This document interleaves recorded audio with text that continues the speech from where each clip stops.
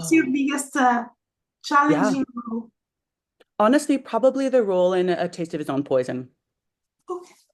Yeah, probably that one. Only because of the just the actions of the character are so unfamiliar to anything that I would do in my own life. Welcome to Survive the Shows. Welcome everyone to this exciting interview segment here at Survival Shows. I'm Desiree, and today we have the pleasure of sitting down with Alana Hawley Purvis, star of the Element movie on A Taste of His Own Poison. Thank you to join us today, Alana. It's my pleasure. Thanks so much for having me. It's a pleasure for me. So join us as we delve into Alana's insights into her character and the challenges of filming this movie. So, what first drew to the script for Taste of His Own Poison, and how did you prepare to inhabit your character's motivation? Yeah, it's a dark character. It's a fascinating character. And I think for me, those are more interesting, particularly as I get older in my life. I'm always curious about our female characters that are full of pain and why that might be. So yeah, it was just a very big blessing to be able to have a role like that. I'm always trying to seize opportunities to take on women that are struggling mentally and see what we can do to portray that. And I particularly liked how you saw how much she was passionate. I don't want to give anything away for viewers that haven't watched it, but even though she may be mentally unwell, even though she may be doing things that are extremely inappropriate, as an actor, it's very interesting because her motivation is so pure and so clear. So I think that's what drew me to it, Desiree, and made me feel really grateful for the opportunity to play her. Great. And the film tackles themes of revenge and moral ambiguity. How did you navigate the ethical complexity of your role? I think it has to do with what I just said in regards to, for me, I'm always trying to find the true motivation of the female that we're trying to embody.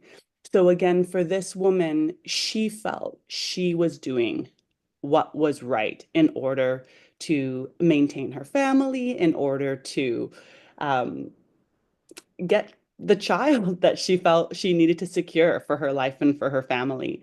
So, although it is very morally unclear and ambiguous, and we look at that and we should look at it as a viewer and go, that's wrong, that should never happen. There are people in this world who are driven by very pure motivations to do things that are not appropriate. And so, although I hope the audience can see when they recognize this, that this is not okay, this should never happen, we Yeah, still see her true need and can maybe understand why some women feel desperate to do desperate things in their own real lives. yeah, great. Yeah. And, mhm. And can you share a moment on set when you felt your character arc truly clicks into place? Yeah, actually, that's a great question, Desiree. There's a very particular moment where, again, not to give anything away, but there's a Yeah, scene where I had set up a room for um, a baby, essentially. And I was holding one of the dolls and sat down in front of one of the actresses, and it just felt like I was locking in again to the true need of the character and her pain. And I think whenever we see somebody doing things out of rage or again that are violent, for me, I'm curious about the pain underneath. And so it was that moment holding this little teddy bear and looking at this other actress where I went, okay, I understand who this woman is and what her needs are. amazing. Yeah. And how did you collaborate with the director and your co-stars to shape the tension and chemistry on screen? Yeah, our director was amazing. And also, our director had a really profound understanding of, again, moral complexities and why people may do what they do. Our director Soren was is a very well-educated, well-rounded, worldly person. And there was one moment for me in a scene where I was discovering the death of, again, I don't want to give away, but the death of somebody. Yeah, And uh, I was way overdoing it, Desiree, like way too much. And the director came over to me and just very politely and professionally said, that's not what it looks like when a parent realizes that the death of yeah, it looks more like this, try this. And so it opened up everything for me. So again, the collaboration was really beautiful that way across the board. We also have incredible, Cathy Hubble was our stunt coordinator. And so although there was a lot of violence and a lot of physical contact in the show, Cathy always makes it feel so safe and accessible. So the collaboration was really cool. great. Yeah. And the last question about this movie. Mhm. Were there any unexpected challenges, physical, emotional, or technical, in filming this movie? And how did you overcome them?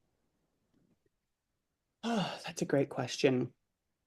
I think the challenge for me at this point in just my exploration of, I guess, what I do or the artistry that actors are asked to explore, is again always finding the heart and the truth. So these movies go really fast. We film them really fast. And I know in some of the other interviews you've had actors talk about that, particularly for movies of the week. They are so fast.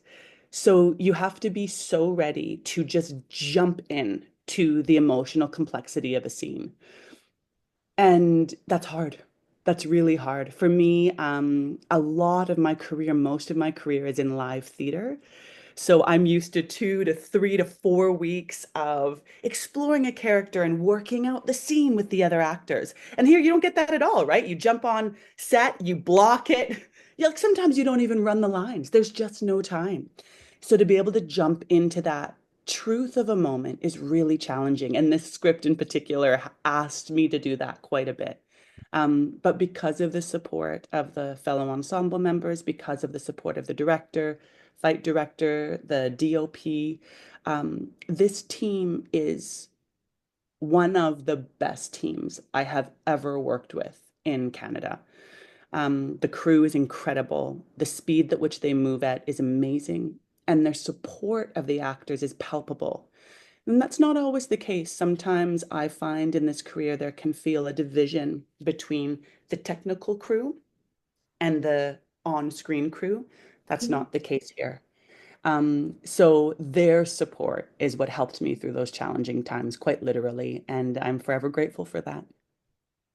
That's great. Yeah, So, leave behind this movie for a little bit so yeah, we can talk about another movie that will premiere next week too. Uh, yeah. yeah, Little Girl in the Woods will premiere next Sunday on Lifetime. And talking about it, um, Little Girl in the Woods has a haunting atmosphere tone. How did you get into the headspace for such a suspenseful story? Oh, that's a great question. Um, I don't know. This one felt easy to get into the headspace. I'm a mom myself. I have two 7-year-old twins, a boy and a girl. And this woman, the journey starts with her. It starts right off the top, so it's not a spoiler alert, but it starts with the loss of her own daughter. So everything that happens for this character in the story is motivated from her grief. And when we stumble across, well, the title, A Little Girl in the Woods, Yeah, there's a massive problem that needs to be solved. And my character, along with, I think there was five of us, five lead females, were kind of the core of this story, which is such a gift to have this entirely female leading cast. And we all just were so clear on what it meant to be a mother or a woman that is going to help protect another little girl. And so, yeah, the motivation was so clear. It was so palpable in the group, Desiree. And so it was, I don't know if I should use the word easy, but we were in it 100% from the get-go. Great. And Mhm. always about that this movie, your character's emotional journey is central to the film's impact. Which scene was the most emotionally taxing to shoot and why? Oh, I love your questions. You're such a great interviewer. Thank Um, there was one scene. It was the middle of the night, and this shoot, by the way, was outside in winter in Canada, right? So we shot in January, you. yeah, literally in the mountains. So we were in the mountains 15 hours a day, freezing to death, falling down hillsides, running in snow.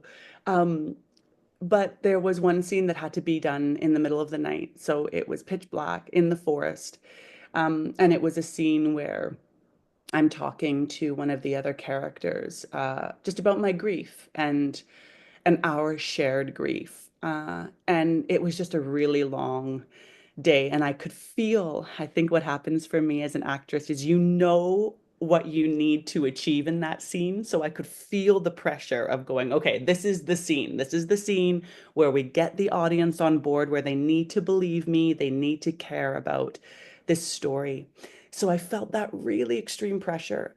And that was hard, but it's always a mind game, and you just have to go back to, okay, breathe in the moment. What do you want? Make it about the other person. So for me, it always works to be able to go, it's not about you. What's the scene? What's the scene partner? And to come back to the other amazing actress that I had the opportunity to work opposite. But that scene in the middle of the night on the log, that was a tough one. Yeah. Yeah.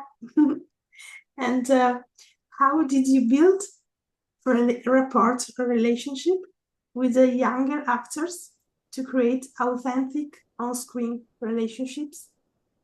Yeah. The younger actress in this film was just amazing.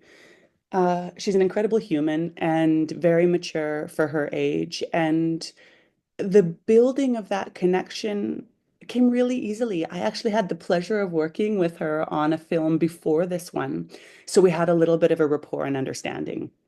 She also has an amazing support team in her parents, and they were there on set. Her father's a cinematographer, and so he's constantly filming a lot of these projects that we film out here in Canada.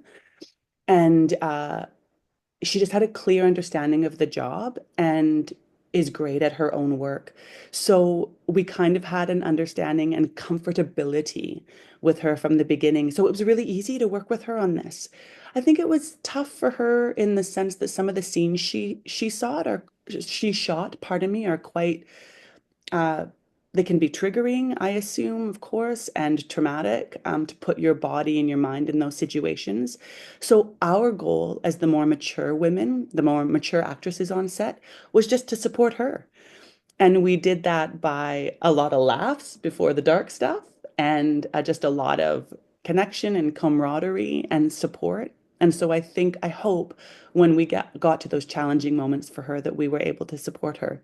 It felt like that on my side, and I have nothing but respect for what she did in the film. That's so nice. Hmm. Mm. And were there any unique directorial choices or cinematography techniques in these projects that surprised or inspired you?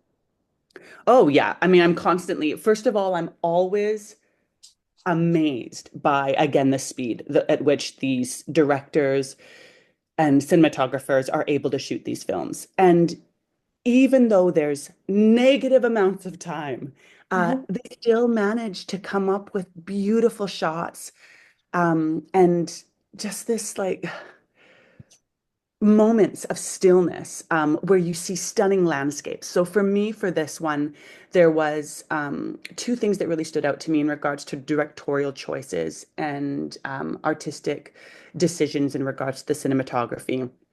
And one of them was how they were able to capture the essence of the Canadian landscape. So there's just some scenes in the film with the women walking, and you can see this like the incredible mountains of Canada behind you. And that's really important because this, although it's an American film, it's being shot in Canada, in the story. So we really wanted to capitalize on that.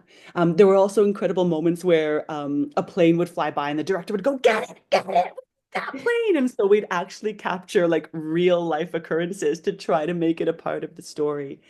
There was one moment too where the sun was setting and we just halted the entire production and turned around to catch this kind of sun going down over the snow. So there was incredible moments that way. And the other thing was there was a lot of action. And although I'm not technically a stunt actor, I'm really game to learn about it. So I do not have the physical ability that a stunt performer would have, but they let me do I think all of my stunts. Um, and that was really kind of them. And what that means, though, when you're not able to do it 100%, is it means then the camera has to edit and work around you. So I was so impressed and grateful for what they were doing with the camera, what Alex was doing with the camera, and what Paula, the director, was doing in order to make me able to embody the action and still hopefully sell it. So just cool, magic all around. Yeah. And what personal experiences, if any, did you draw upon to lend authenticity to your performance? I think again, the second you become a parent, Oh, it's it's really easy to draw on the fear of losing a child. yeah. And luckily, I haven't experienced that. I do know people who have, um, but I just can like in a heartbeat imagine what that grief would feel like. So again, her journey starts with that loss, and it was just constantly about dropping in what that would feel like and using my imagination to source what that pain would be. And I think any mother would say this. It's Yeah. not hard to imagine what that would feel like. Yeah. Yeah. I understand. Yeah. Yeah. So, change of subject again, Yeah. talking about your career in general. Looking back at your earliest roles, Mhm. what was the single biggest lesson you carried forward into Taste of His Own Poison and Little Girl in the Woods? Oh, that's a great question. So I still feel very new to film and TV. Oh, I spent over 20 careers as a professional actor on the stage. So I've really only done film and TV the last 4 years of my life. Yeah, so yeah. I came to it very old. But I had been acting for over 2 decades. So it was really, it's been a really steep and exciting learning curve to understand how to take what my knowledge is of performance and creation and acting, but transition it to the craft of film and TV, which is a very different medium than live theater. And for me, my training, I have a master's in classical acting and Shakespeare. The first place I worked was, a 2,000 seat theater. So my entire understanding of performance is elevated, complex text and huge using your entire body to tell the story. So it's been really, really insane to try to minimize that for the camera. Yeah. And these films, particularly these movies of the week that I've done, I've had the pleasure of doing many of now, so many. They've been my training ground. They've literally been where I've been learning to hone these skills. And the first one I did, Desiree, I was terrified. I had no idea what I was doing.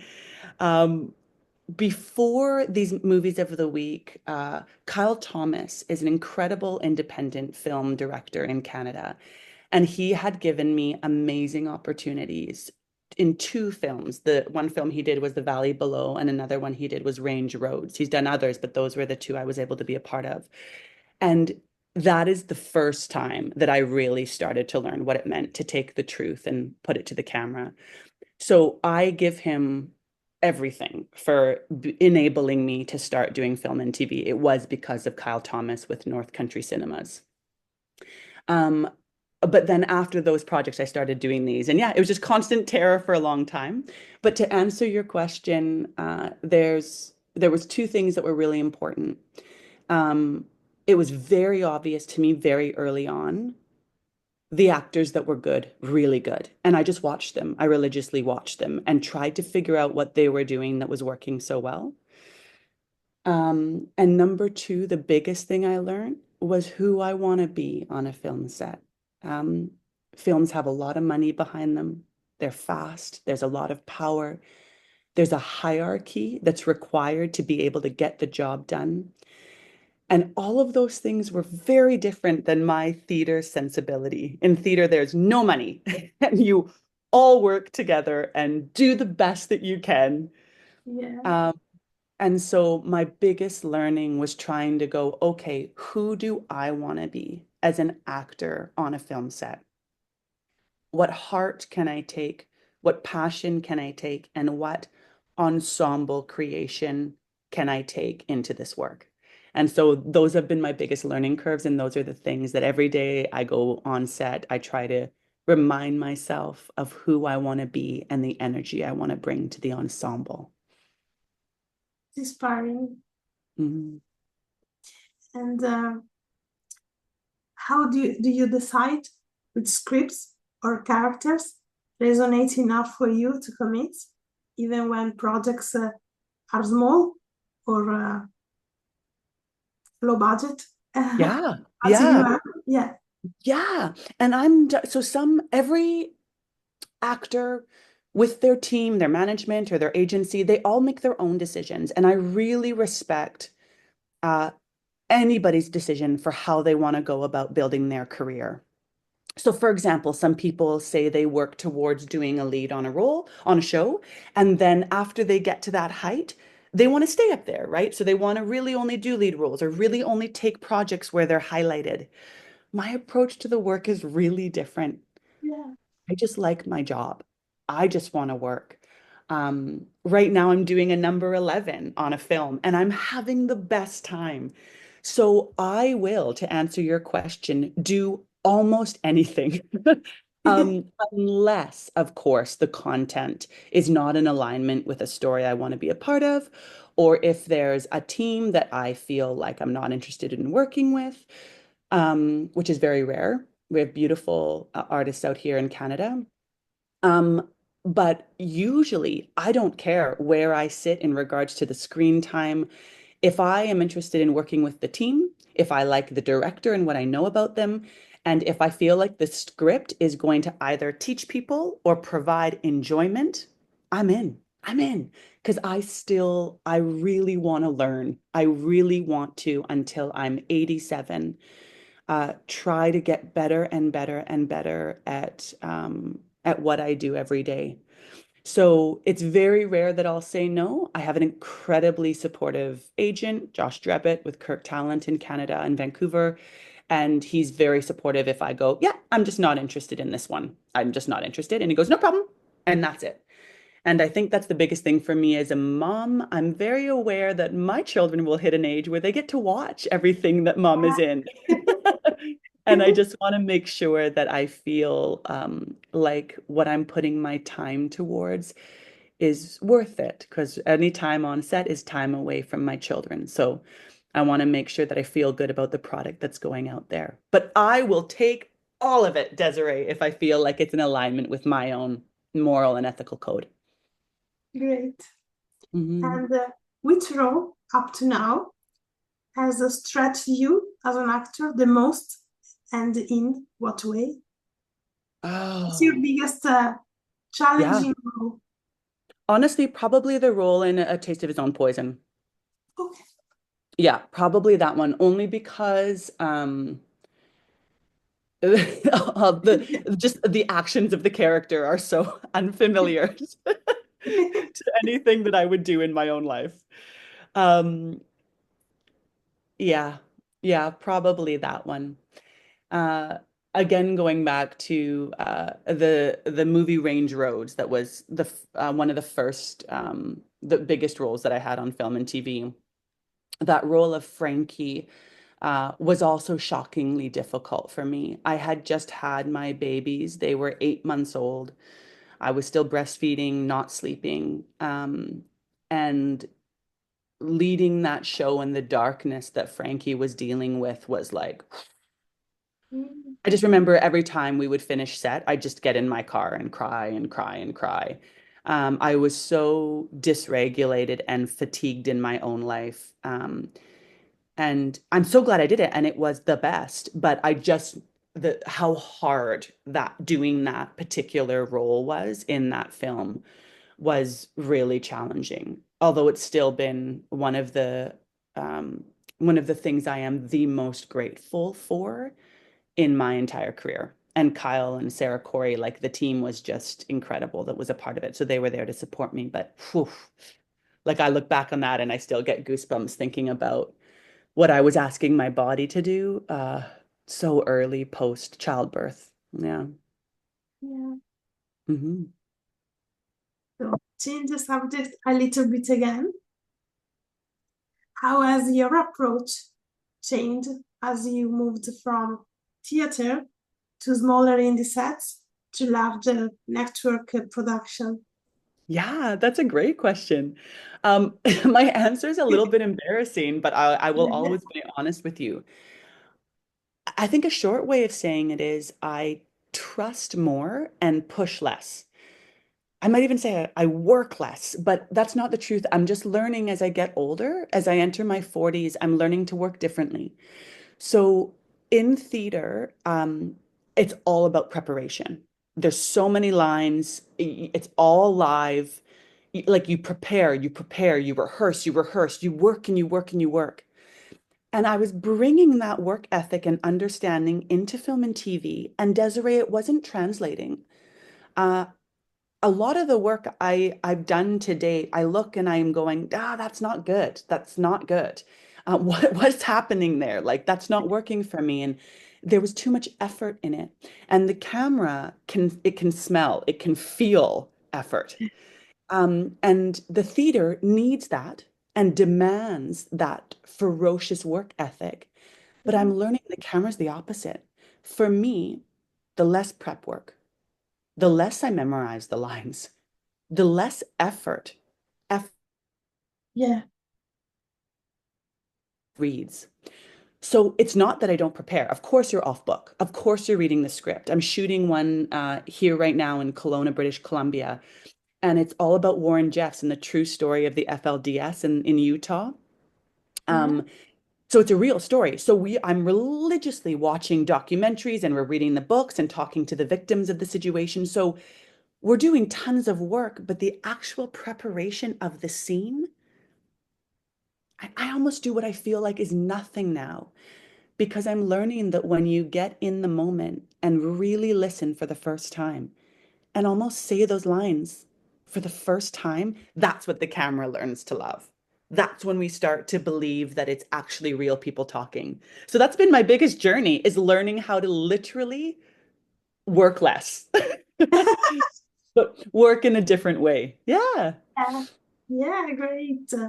And so, the last question, as usually for me, can you share any details about upcoming projects or roles you're excited about, Yeah. except for the two movies that we talked earlier? Mhm. Yeah, of course. Yeah, I can't. The one we're working on right now, I'm obsessed with. Ali Liebert, who was one of the lead actresses on Bomb Girls, the TV series of Bomb Girls, she's the director of this, and she's an amazing artist and person. And it's just the best because it's based on a true situation that's currently still ongoing. It feels important. And Desiree, for me, like we were talking about, that's what's really exciting is when I feel like we are participating in important stories. So this is one I'm really thrilled about. I can't say the title, it's a working title, can't tell much more about it. But the actors on the set are just amazing. We have Diego as our DOP, and he's incredible at his job and making it so stunning visually. And Ali's just a powerhouse of a human being. So I know with her leadership, this is going to be a really good one. So I hope all the fans out there look forward to that one coming up. Again, it's about the true story of the daughter, Rachel, of the very infamous criminal and former prophet, Warren Jeffs from the FLDS in Utah. Okay, Yeah. great. So this is it.